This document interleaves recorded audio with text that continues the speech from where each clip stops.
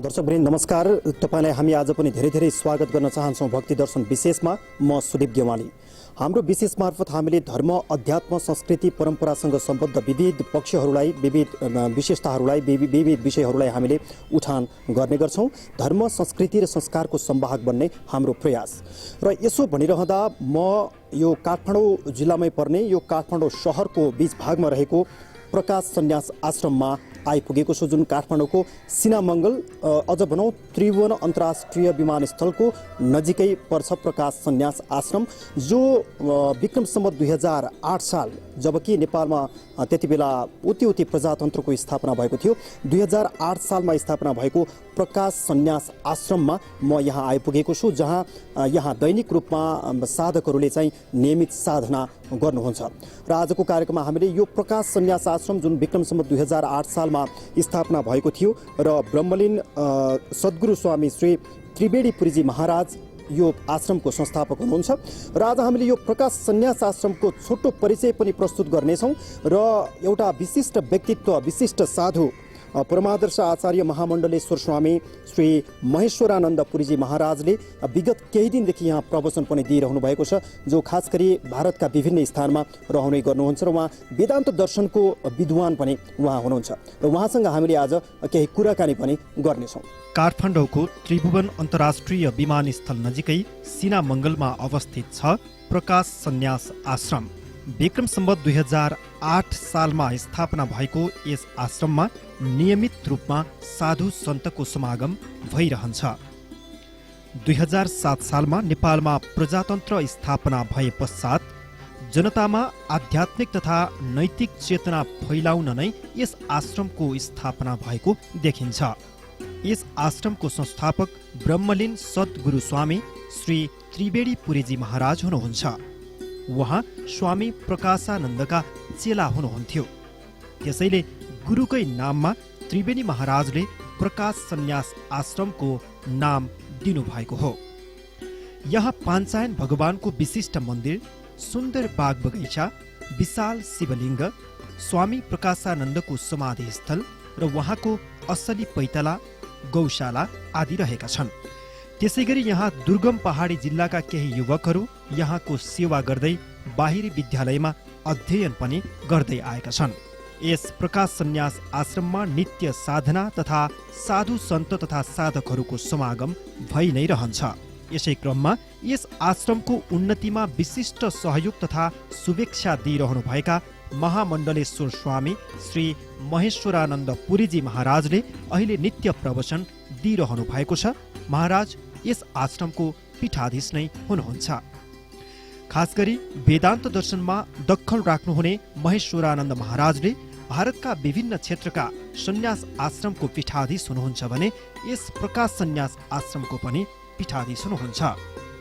आध्यात्मिक प्रवृत्तिबाट सामाजिक शान्ति र उन्नतिको लागि यस प्रकाश सन्यास आश्रम निरन्तर लागिरहेको छ। विक्रम सम्वत 2008 सालमा एक झुपडीबाट सुरु भएको यस आश्रमको यात्रा आजसम्म आइपुग्दा निकै भव्य भइसकेको छ। खास गरी विभिन्न व्यक्तित्वहरूको सहयोगमा विगत 30 वर्षदेखि निरन्तर यस परिसरमा आधारभूत भौतिक बन्दोबस्ती पनि भइरहेको छ, जसले गर्दा साधकहरूलाई अझ सहज भइरहेको छ।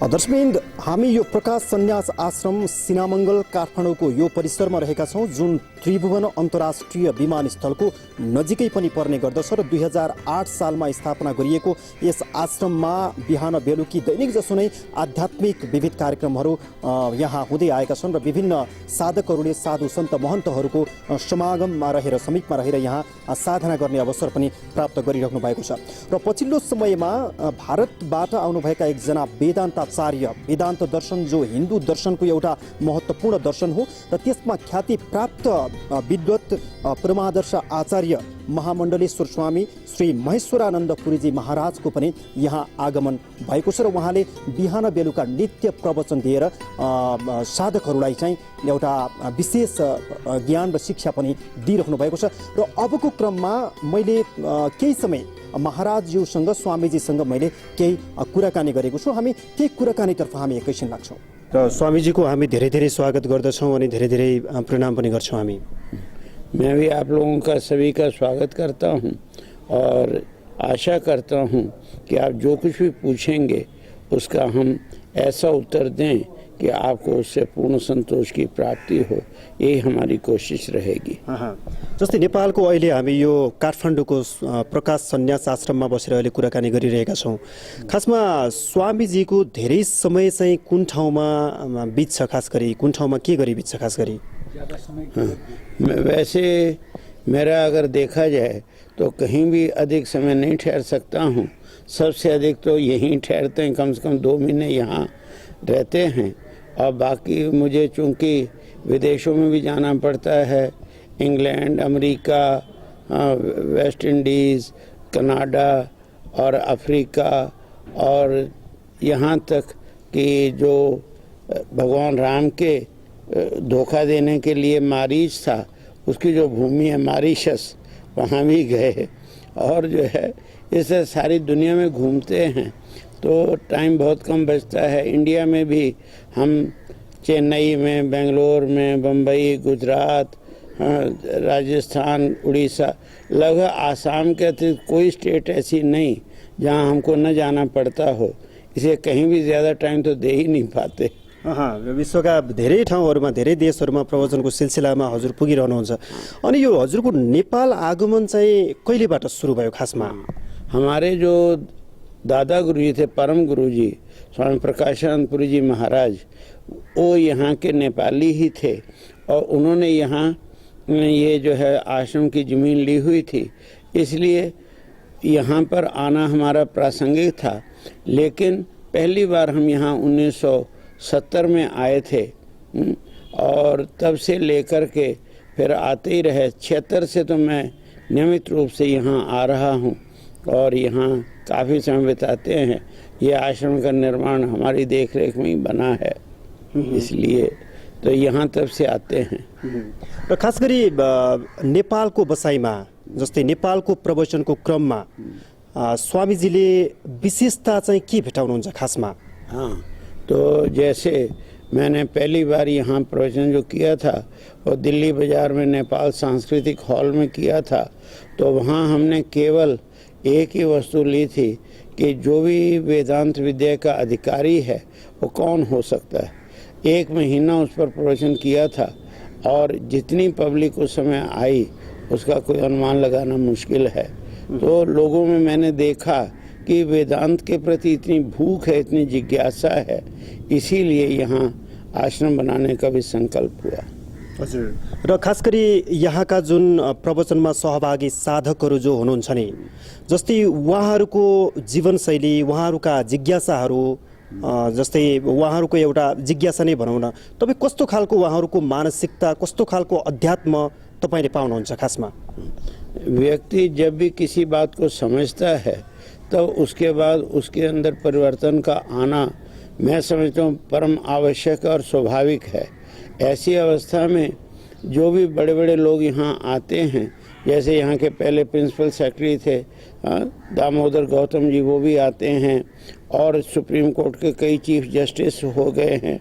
हाँ, जैसे वो लामा सानी और क्या वो भैरव लम्साल जी, और जो है लक्ष्मण अरियाल जी वगैरह सब यहाँ के भी शिष्य रहे हैं। और अभी जो सुप्रीम कोर्ट के चीफ जस्टिस हैं, हाँ, दामोदर शर्मा जी, वो भी यहाँ आते हैं।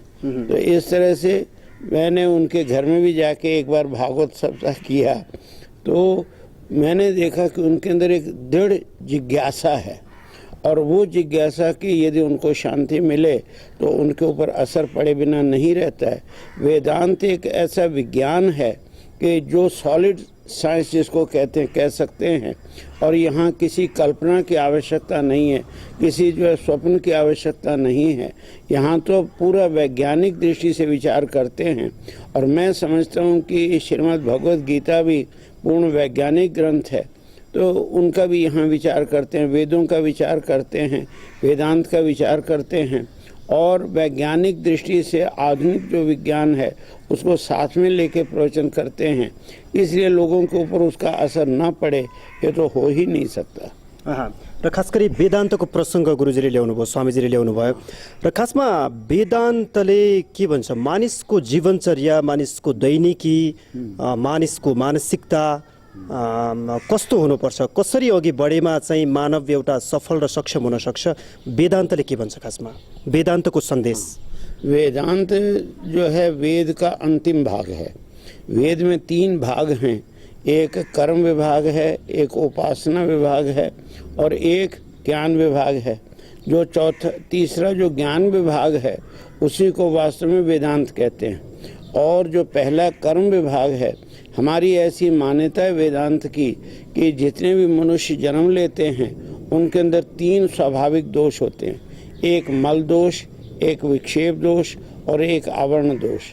तो मल जो है मन के अंदर जो अनेक प्रकार की वासनाएं हैं, राजसी वासनाएं, तामसी वासनाएं, सात्विक वासनाएं, उनके कारण से वो इतना घिरा रहता है कि उसको सत्य का दर्शन होना संभव ही नहीं है। और वो जो सत्य है वो सत्य भी हम लोग 3 प्रकार का मानते हैं। एक प्रातिभाषिक सत्य है जिसको हम फिल्मी सत्य कह सकते हैं या स्वप्न सत्य कह सकते हैं, एक व्यवहारिक सत्य जिसमें हम अभी जी रहे हैं, और एक पारमार्थिक सत्य है जो कि केवल एकमात्र आत्मदर्शन ही कराता है, जो परमात्मा दर्शन कराता है, जो सर्वव्यापक परम सत्य है उसका अनुभव कराता है। तो इस तरह से ये 3 जो हैं प्रकार के सत्य हम मानते हैं। तो उसमें से जो कर्म शुद्धि है वो कर्म शुद्धि से मल विक्षेप दूर होता है।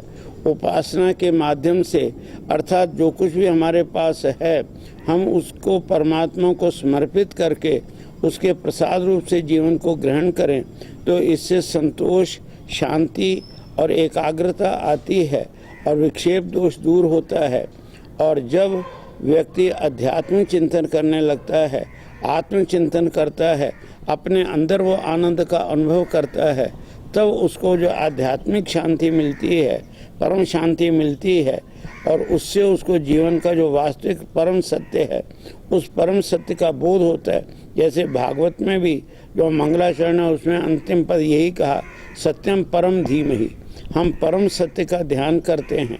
इसका मतलब ये है कि सत्य जो होता है वो भी कई तरह का होता है, एक सापेक्ष सत्य और एक परम सत्य जिसको हम अल्टीमेट ट्रुथ कह सकते हैं, और एक है जिसको हम जो है एक रिलेटिव ट्रुथ कह सकते हैं, रिलेटिव ट्रुथ। जैसे आइंस्टीन ने एकमात्र जो रिलेटिविटी ऑफ टाइम का परिचय दिया, लेकिन हमारे शास्त्र तो मानते हैं कि relativity of time, relativity of space and relativity of form, ये 3 प्रकार की रिलेटिविटीज़ हैं। तो उन तीनों का ही विचार करने के बाद जो परिशेष परम सत्य बचता है, उस परम सत्य की शोध करने का नाम ही वास्तव में वेदांत है। हजुर, र खासमा तपाईँ नेपालमा रहँदा, जस्तै नेपाली साधकहरूलाई तपाईँले यी विषयको ज्ञान गराइरहँदा नेपाली साधकहरूले चाहिँ कतिको लिन सकेका छन्, कतिको बुझ्न सकेका छन्, तपाईँलाई के लाग्छ, के पाउनुहुन्छ तपाईँले? नहीं, अब ऐसा है, एक प्रोफेसर एक 60 बच्चों की क्लास में लेक्चर देता है, एक ही लेक्चर देता है, उसमें कई लोग ऐसे होते हैं जो उसको 100% ले लेते हैं, कई जो है 80%, 70%, और कई ऐसे भी जो नहीं ले पाते हैं, फेल हो जाते हैं। तो इसी प्रकार से जो साधक हैं, साधक में भी ऐसा ही है। जो साधक जन्म जन्मांतरीय संस्कारों के शोधन के बाद आए हैं वो लोग बहुत आसानी से इस वेदांत को ग्रहण कर लेते हैं। जो लोग अभी प्रारंभिक उसमें हैं वो धीरे धीरे ग्रहण करते हैं। तो ये तो साधक के जो पूर्व अवस्था है, बैकग्राउंड है, उसके ऊपर डिपेंड करता है। वो जो है एक साथ नहीं कहा जा सकता। जस्तै तपाईँ यो प्रकाश सन्यास आश्रममा नै रहनुहुन्छ कि नेपालको अन्य भूभागमा, अन्य क्षेत्रहरूमा, अन्य पीठहरूमा पनि तपाईँको प्रवचन जारी छ, के छ अवस्था? नहीं, प्रवचन या तपाईँको नेपाल भ्रमणको प्रसङ्ग पनि? नेपाल में भ्रमण तो मैंने बहुत किया है। मैं यहाँ से जो है वो कोदारी होते हुए जो है गया हूँ, कैलाश मानसरोवर की यात्रा 3 बार करके यात्रा आया। इसी प्रकार से मुक्तिनाथ की 4 बार यात्रा करके आया। हाँ, वो जो गोसाई कुंड है, बड़ी कठिन यात्रा मुझे तो लगी, उसका भी जो है दर्शन करके आया। तो ये सब जगह, और जो है देव घाट है, नारायण घाट है, इधर भी खूब घूमा हूँ। इलाम तक उधर जो है गया हूँ। वहाँ जो टी गार्डन्स हैं, टी गार्डन्स में भी गया हूँ। वहाँ भी हमारे कई शिष्यों के टी गार्डन्स हैं, तो वहाँ भी गए हैं। तो ऐसे भ्रमण मैंने प्राय हर क्षेत्र का किया है।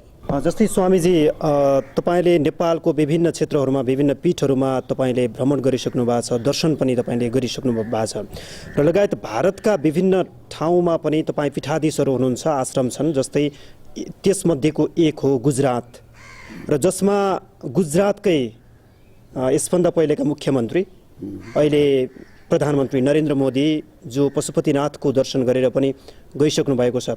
कतै तपाईँको त्यो गुजरातको त्यो हाम्रो आश्रममा पनि मोदीजी जस्ता व्यक्तित्वहरू पनि पाल्नुहुन्छ कि के छ अवस्था? हाँ, नरेंद्र मोदी जी से हमारा व्यक्तिगत परिचय है। उनके साथ हमारे बहुत से फोटो भी हैं और वो सब जगह आते भी हैं। हमारा गुजरात में 2 जगह आश्रम है, एक अहमदाबाद राजधानी में और दूसरा जामनगर में। जामनगर में बहुत विशाल आश्रम है, बड़ा सुंदर अद्वितीय मंदिर है। ऐसा मंदिर तो हाँ इंडिया में एक भी नहीं, उससे बड़े बड़े मंदिर तो हैं, लेकिन अद्भुत मंदिर है जिसमें राउंड टेबल कॉन्फ्रेंस की तरह सब देवता बैठे हैं। क्योंकि हमारे मन में एक विचार था कि अगर देवता ही आपस में मिलकर बातचीत नहीं कर सकते तो मनुष्यों पर उसका असर कैसे पड़ेगा।